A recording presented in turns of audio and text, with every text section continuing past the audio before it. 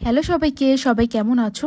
ছোট আর আমি একসাথে মিলে বেরিয়ে গেছিলাম গণেশ পুজোর দিন আর কি। ও অবাক হয়ে দেখছে এত সুন্দরভাবে প্যান্ডেলটা সাজিয়েছে, এত লাইটিং, ঢোল বাজছে, এই জন্য দেখে অবাক হয়ে গেছে। এর আগেও অনেকবার ঢোল বাজাটা দেখেছে, যখন প্র্যাকটিস হচ্ছিলো, যখন ছোটো কিনে সন্ধ্যাবেলা বেরোতাম তখনই আর কি দেখতো, বেশ ভাল লাগতো ও যখন দেখতো। বাট এটাতে ভয় পাচ্ছিল না। আর কেন কান্না করছিল জানো? ও কান্না করছিল হচ্ছে যখন বাজিগুলো যখন লাস্টে ফুটছিল সেটাতেই ও ভয় পাচ্ছিল। জেনে না যে বাজি দেখে ও কেন ভয় পায়। বাজিগুলো ফুটছে তখন কান্না শুরু।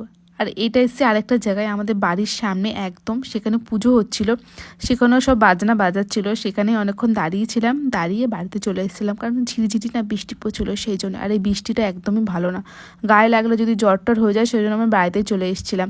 তো এদিকে আমি চা খাচ্ছি, আর এদিকে ছোটো না কী খাচ্ছে, ঘুগনি খাচ্ছে। আমি মটরটা সিদ্ধ করে রেখে গেছিলাম, ঘুগনি করবো বলে, সেটাই আর কি। আর দেখো শুয়ে বসে একদম খাচ্ছে।